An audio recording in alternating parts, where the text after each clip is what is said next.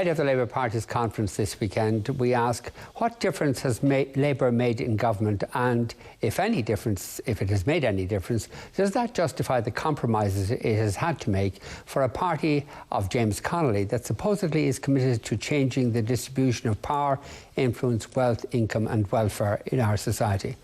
With us are Fionnán Sheehan, political editor of the Irish Independent, Elaine Byrne, political scientist and author of a forthcoming book on corruption in Ireland, Joe Costello, one of Labour's Ministers of State, and Joe Higgins, formerly a member of the Labour Party and now of the United Left Alliance. Joe, was I mistaken in saying that the Labour Party supposedly is committed to changing the distribution of power, influence, wealth, income and welfare in this society?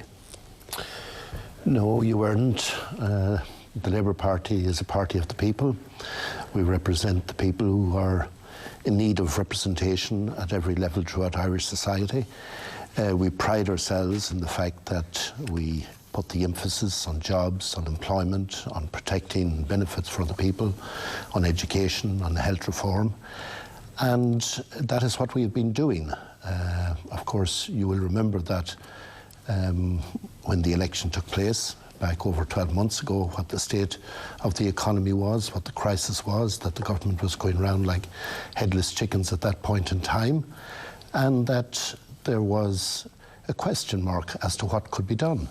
And the Labour Party got a very strong vote in that election. The Labour Party could easily have taken the easy option and have opted out. But the people voted for the Labour Party and voted for Fine Gael to form a strong government, which is effectively a national government, to restore credibility, to restore confidence, to restore stability, and to get us through the morass that 14 years of pretty gross mismanagement had brought us to.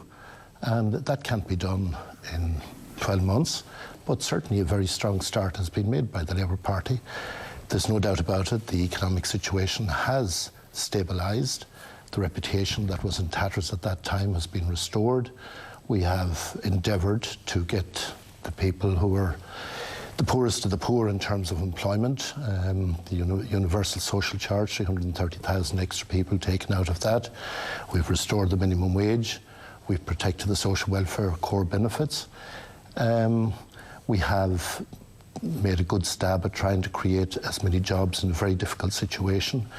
The Jobs Initiative, which was introduced at the very beginning, the pathways to work for the long-term unemployed that Joan Burton now is putting in place, the action plan that Richard Bruton was in the news today about. So there's an awful lot of work that has been done. And of course, when the government did change, naturally enough, we were not going to change the debt situation. The debt remained, and we have to work our way out of that. But we have planned a pathway through that, and we have made very considerable changes in relation to the original combination that we got from the Troika. That was the legacy that came from Fianna Fáil, and we've been trying our best to manage that as best we can, keep the economy afloat at the present time, and to protect the livelihoods of the less well-off. That is what we've been doing for the last 12 months, and we're proud of our contribution to government. You said at the beginning of that speech that Labour was a party of the people, that it represented the people who are in need of representation, that it was committed to jobs, employment, education and health. What party wouldn't say the same? Well, these are the things that we represent. I know, but which party couldn't say the same? Which of the party? Would Fianna Fáil say the same? Would Fine Gael say the same? Sinn Féin? Even the United Left Alliance might say the same. PDs would have said the same. So, is this it? Is that what the parties? This thing? We are the party of the people. We represent the people that need to be represented. We're in favour of jobs, employment, education and health. We're not it? We're not just in favour of it, we're dealing with them. We're implementing these things, which is the important thing. Is that it? Is really, Joe, is that what the Labour Party stands for? I asked, this was in response to my question. Was I right in thinking that the Labour Party is committed to changing the distribution of wealth, income, power, Wealth, income, power, influence and welfare in this society. And I've answered you that and I said yes. And then immediately after that you said we are the party of the people. Yeah. We're the party that represents people who want to be represented. We're in favour of jobs, employment, education and health. No, I didn't say we were in favour of them. I said that we were working to deal with all of these things. All right. So you're working. I'm sorry. That makes a bit different. Is that it, really? Is that it? Huh? Vincent, these are the things that make up the life of people in this country. We're not talking just about theory. We're talking about how to improve. What is power about? Power is about people having power over their own lives, having control over their own lives, not being under the domination of other people, for instance, not being subjected to power of other people, for instance. Does that answer your question about power? Power is about people. It's about liberating people. It's about people being in control of their own lives. It's about people having employment. It's about people seeing light at the end of the tunnel. Remember that we came into a situation, and you must recognise this, which was the worst in the history of the state, where we had an incredible amount, amount of banking debt. Do you think there's anybody out there who hasn't heard this ad nauseum before? I'll let you go on now at some considerable length. Please say something new. Is there something new to say? I've told you what the Labour Party has done. No, but is there something new to say now? Let's not rehearse all the cliches about the situation. These are not cliches. The situation. Joe, these are not cliches. Does the United Left Alliance, let's play Labour's way or Frankfurt's way?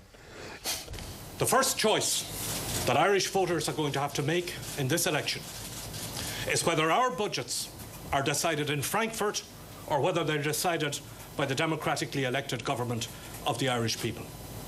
Now, let's be very clear about this. The bad deal that Fianna Fáil made with the EU and the IMF effectively writes the budgets for the next 4 years.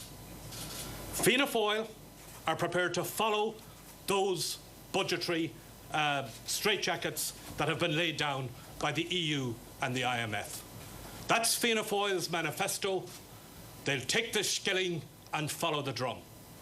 And it appears to us that Fine Gael are essentially taking the same approach because they accept the 9 billion target that is in that prescription. Now, let's be clear too. If as a country we accept the budget based on the EU-IMF deal, it will mean more of the same that we got in December. It'll mean more taxes, more cuts, high unemployment, and no recovery. This election, therefore, is about a choice to be made by the Irish people about whether our budgets and our financial affairs are going to be done Frankfurt's way or the way that the Labour Party is proposing.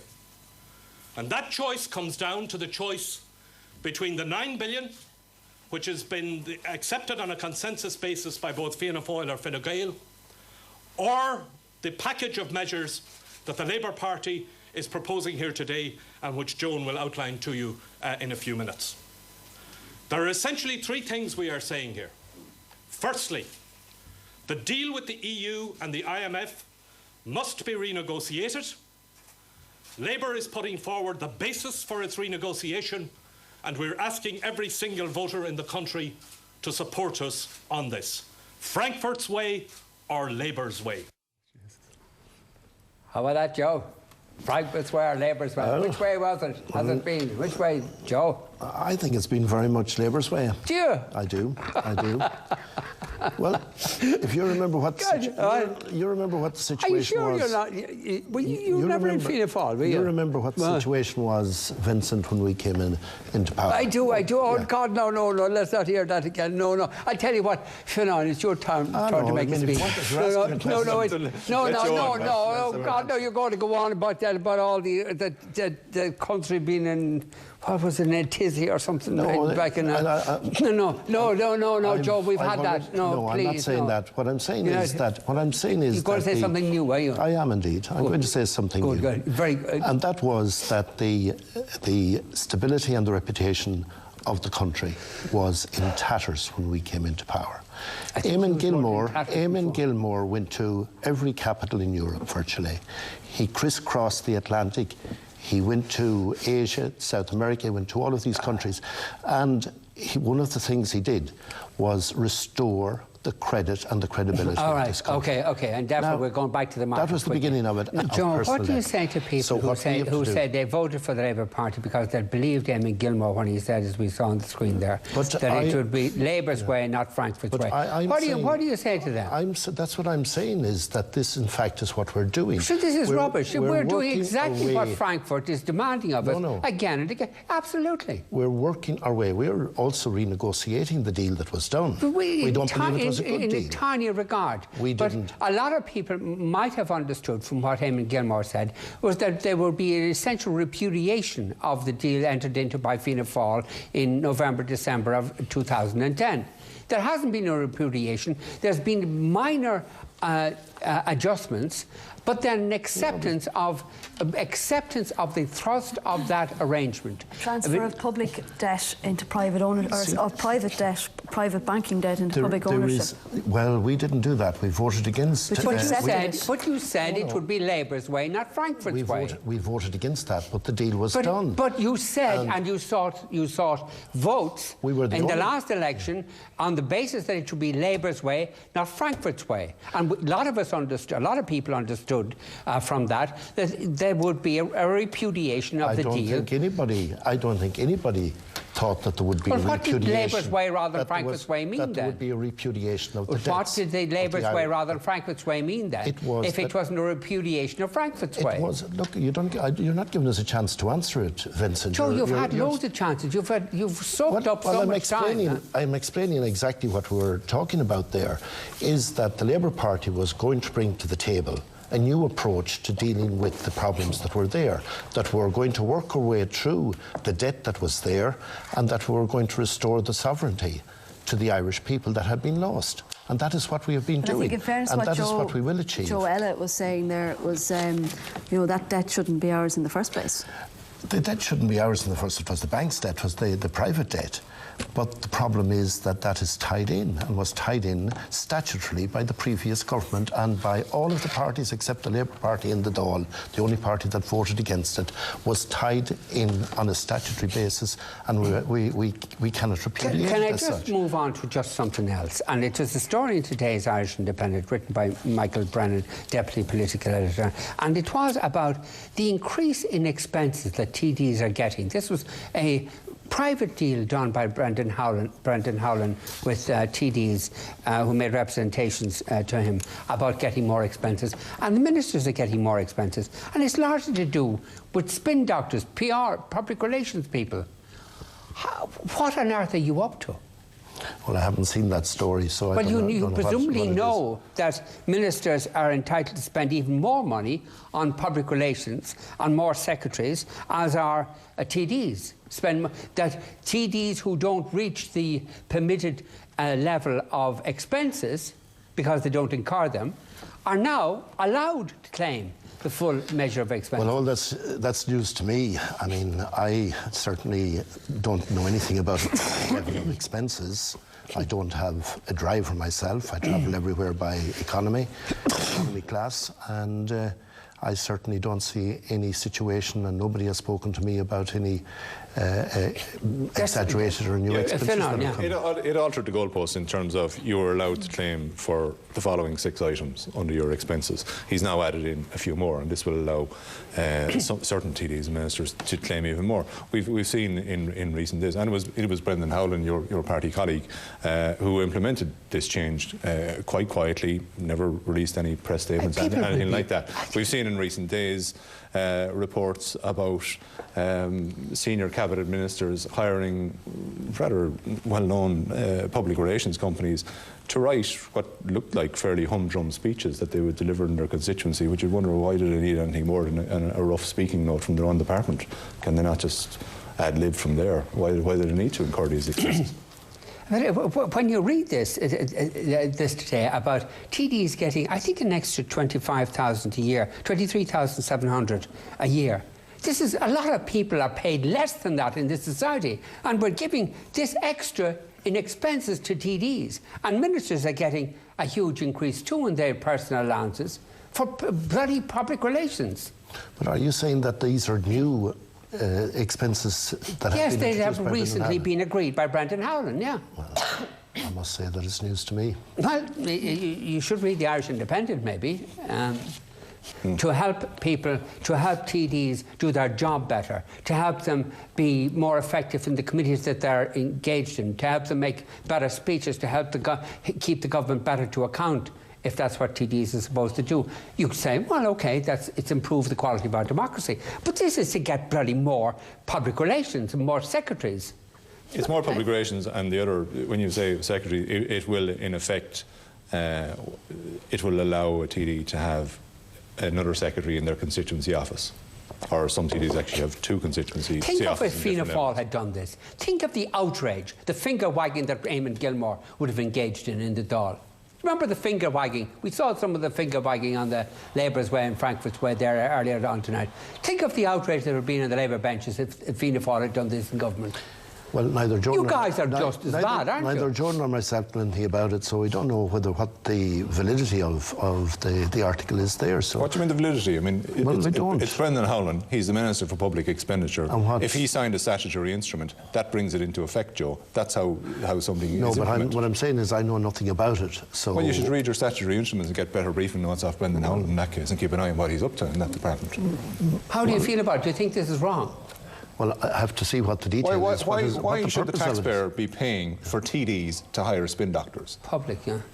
Why should the taxpayer, actually, in Dr. James Riley's case, why should we, the taxpayers, be paying for a fully staffed departmental press office, a fully paid for advisor on media communications, who he already has in the department, a fully paid for by the taxpayer policy advisor he has in the department, and then entirely separately he gets to hire an external PR firm to write speech notes for him when he goes out to places like Peamount Hospital out in his own constituency.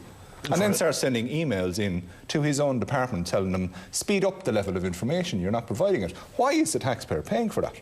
Are you talking about TDs or ministers? I'm talking, in this case, I'm talking about Dr. James Riley, the Minister for Health, who is supposed to be focused solely upon reforming the health service. From what Vincent is talking about. No, it's not. It's the exact same. It's the exact same point. Vincent was talking about TDs. He's talking about both. And ministers, yeah. There's also this is the money.